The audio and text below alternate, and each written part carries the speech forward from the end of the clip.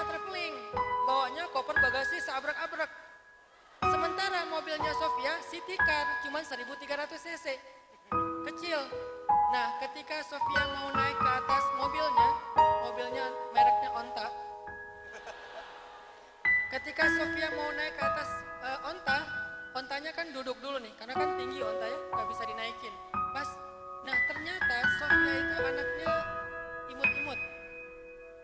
Saya nggak bilang pendek ya, imut-imut. Kalau Aisyah kan anaknya tinggi dan proporsional banget, ramping gitu. Berat maksimal Aisyah tuh berapa coba teman-teman? Gak sampai 55 kilo.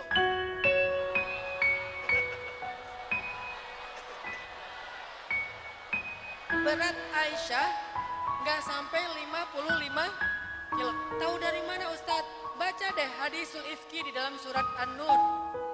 Kisah ketika Aisyah keluar dari tandu, terus gak ketahuan. Kata yang pembawa tandunya, mereka komen di dalam cerita itu. Kata mereka, kami gak tahu Aisyah keluar, soalnya tandu itu lebih berat daripada Aisyah. Jadi ada atau gak ada Aisyah, gak ketahuan, soalnya tandunya lebih berat. Dan berapa berat tandu? 55 kilo. Berarti Aisyah itu lebih ringan daripada 55 kilo. Sehingga menurut saya nih, salah satu ciri cewek soleha, beratnya tidak lebih dari 55 kilo.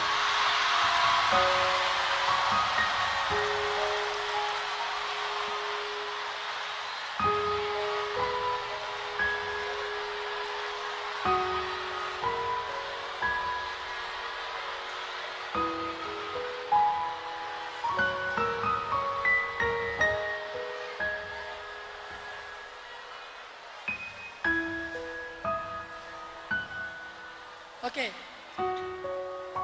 Tadi ceritanya Sofia. Ontanya duduk, kemudian Sofianya mau naik susah. Soalnya Sofia tidak setinggi Aisyah. Gitu bahasa ulama. Ulama nggak mau bilang Aisyah tinggi, Sofia pendek. Itu nggak sopan. Ulama bilangnya Sofia tidak setinggi Aisyah. Dia susah mau naik ke atas onta. Akhirnya Nabi itu orangnya pengertian banget loh. Ini pacaran habis nikah ya. Nabi orang itu romantis banget, pengertian, cowok banget lah pokoknya. Begitu Sofia mau naik ke atas ontanya udah duduk, udah merangkak, Sofia masih tetap nggak bisa naik. Ontanya juga bingung nih gimana lagi nih, masa nggak bisa dinaikin gitu.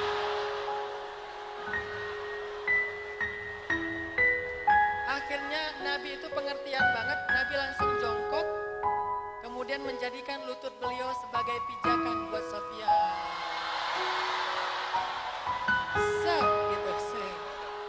Sofia naik ke atas onta. Nih ya, salah satu tips pacaran setelah nikah nanti. Kalau mau naik motor, cowoknya parkirin dulu motornya, duduk. Istrinya nanya, Pak, ngapain Pak? Sunnah mah.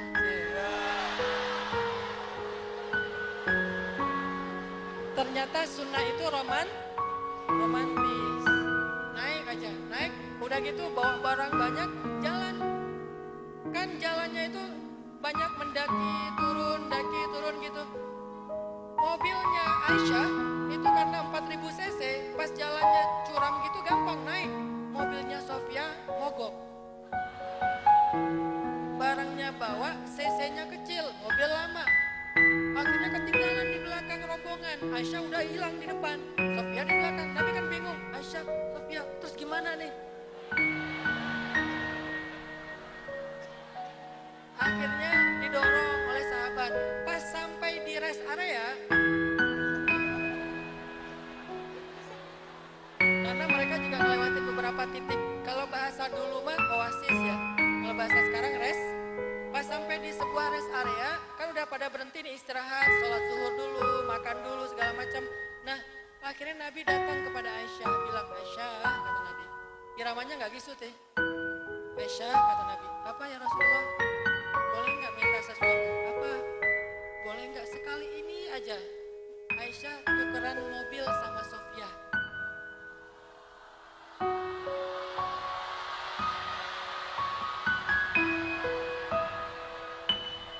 Tukeran, bukan tukaran ya. Kalau tukaran kan berantem. Tukeran mobil sama Sofia. Kata Aisyah, emang mulai jutek. Emang kenapa?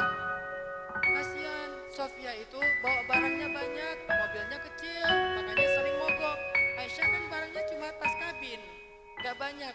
Jadi Aisyah naik mobil Sofia, Sofia naik mobil Aisyah, boleh? Aisyah marah.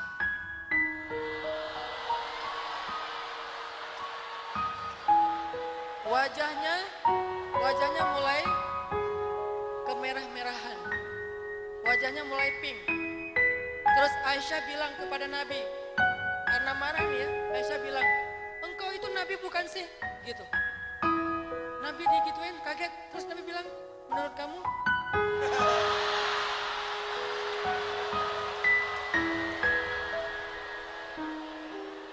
Itu hadisnya gitu kan. Engkau itu Nabi bukan sih?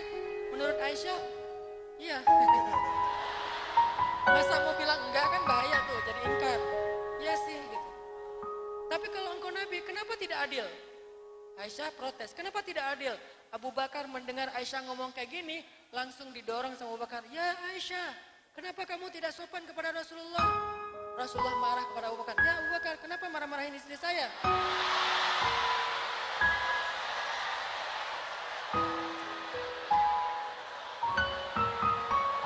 Kebayang nggak betapa mulianya akhlak Rasul? Wa innaka la'ala khuluqin azim. Emang Nabi itu keren banget akhlaknya.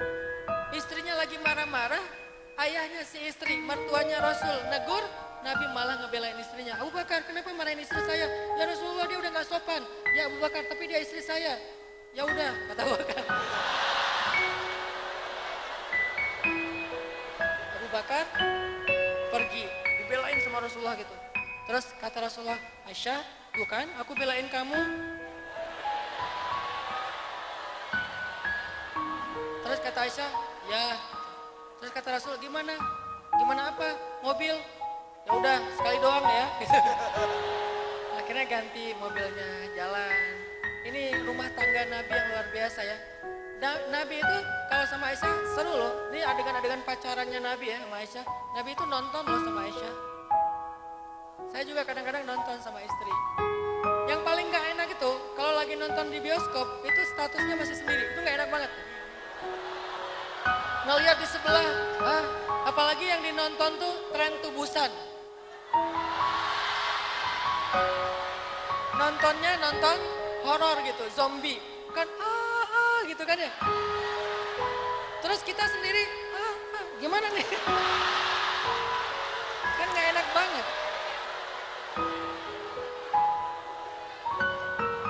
Nabi itu pernah nonton sama Aisyah. Ini bukti bahwa hidup Nabi itu pacaran setelah nikah itu keren. Jadi waktu itu lagi ada festival di Madinah namanya Habasyah Fest. Jadi orang-orang Habasyah lagi bikin festival hari jadi kota Habasyah. Dan mereka pekerja di Madinah bikin Habasyah Fest. Ada panggung perform dance. Dance apa? Tari pedang. Tapi kan dance juga ya. Ada dance, ada tarung, ada lomba berkuda, onta segala macam. Aisyah di rumah pengen nonton. Lihat ke jendela, balik lagi ke kamar. Lihat ke jendela, balik lagi ke kamar. Nabi memperhatikan, Nabi kan pengertian. Nabi nanya, Aisyah, hal turidina an tanzuri, kata Nabi. Aisyah, kamu pengen nonton? Aisyah malu-malu, langsung dipegang tangan Aisyah sama Nabi, yuk aku temenin.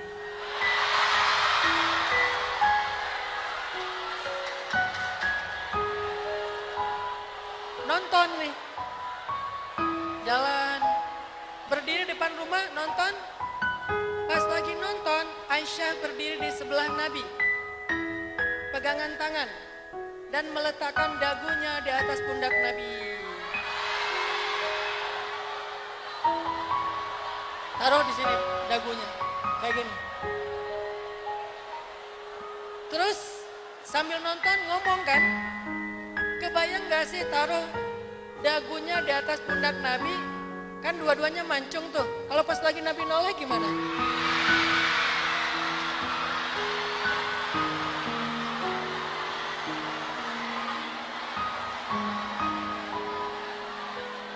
Nonton lama gitu ya.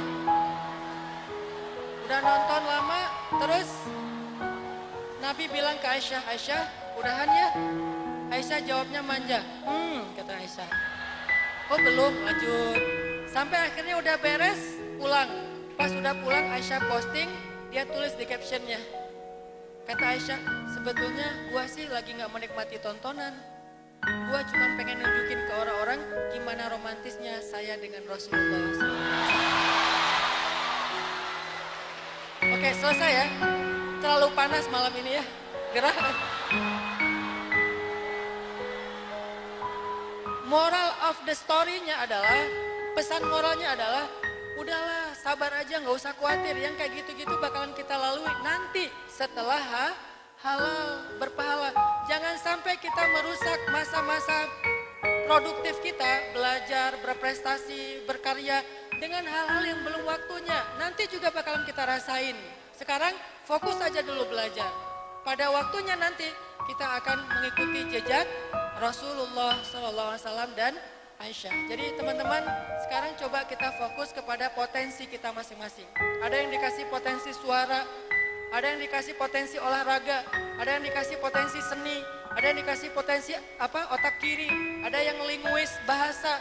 Semua potensi ini harus kita kembangkan terus sampai kita benar-benar eksis dengan potensi kita. Eksis dengan potensi kita, dan potensi itulah yang menjadi jalan dakwah kita, teman-teman. Saya dari dulu tuh senangnya main, makanya tagline di Instagram saya itu banyak main. Potensi saya senang main, ternyata senang main itu bisa dipakai buat dakwah. Apa dakwahnya? Saya justru jadi berdakwah ke anak-anak main. Saya main skateboard, walaupun gak jago tapi senang. Saya main longboard, saya main surfing kalau lagi ada ombak. Apalagi kalau habis dimarahin istri, itu enak banget main ombak. Ombak, gulung aku dong. Apalagi kalau dulu misalnya habis diputusin, ombak, gulung aku. Karena lebih baik digulung ombak daripada digulung masa lalu. Gulung. Kemarin misalnya ke Jepang, alhamdulillah.